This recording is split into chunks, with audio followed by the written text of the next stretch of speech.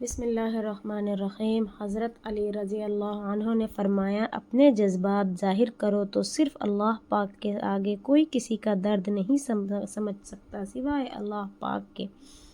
حضرت علی رضی اللہ عنہ نے فرمایا، تعلق با کردار رکھنا ہو تو اچھائی بیان کرتے رہو اور تعلق ختم کرنا ہو تو سچائی بیان کرتے رہو۔ حضرت علی رضی اللہ عنہ نے فرمایا، انسان کو بیمار کر دینے والی چیز دوستوں کی جدائی ہے۔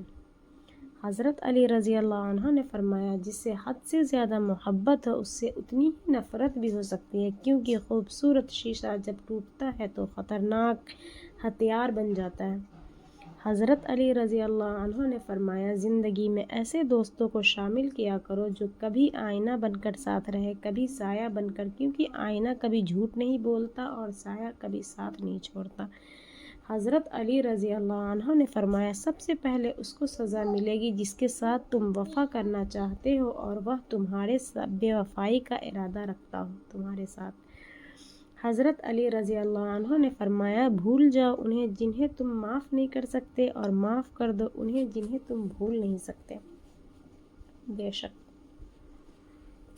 حضرت علی رضی اللہ عنہ نے فرمایا، جب تمہارا دل کسی کے گلے لگ کر رونے کو چاہے نہ تو کسی انسان کی امید مت لگانا، تم قرآن پاک کو اٹھانا اور اپنے سینے سے لگا لینا، یہ بہت سکون دیتا ہے۔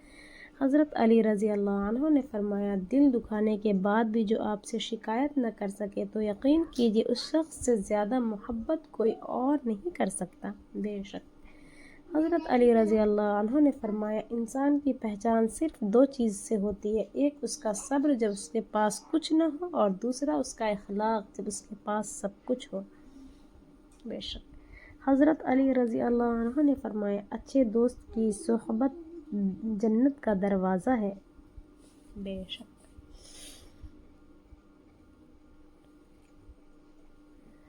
حضرت علی رضی اللہ عنہ نے فرمایا، مسکراہٹ روح کے دروازے کھول دیتی ہے، خاموشی غصے کا بہترین علاج ہے، شرم کی کشش حسن سے زیادہ ہے، نامکمل علم فساد پیدا کرتا ہے۔ بے شک حضرت علی رضی اللہ عنہ نے فرمایا، تمہیں بہت سے لوگ بدنام کرنے کی کوشش کریں گے مگر تم یاد رکھنا، عزت اور ذلت صرف اللہ کے ہاتھ میں ہے۔ بے شک حضرت علی رضی اللہ عنہ نے فرمایا، روٹھنا عورت کی خوبصورتی ہے اور منانا مرد کا پیار۔ بے شک حضرت علی رضی اللہ عنہ نے فرمایا، رشتے کی خوبصورتی ایک دوسرے کو برداشت کرنے میں ہے، اگر بے عیب انسان تلاش کرو گے تو تنہا رہ جاؤ گے۔ بے شک حضرت علی رضی اللہ عنہ نے فرمایا، محنت کا پھل اور مسئلے کا حل رب دے گا، یہ مت سوچو کہ کب دے گا، جب دے گا بے حساب دے گا انشاءاللہ۔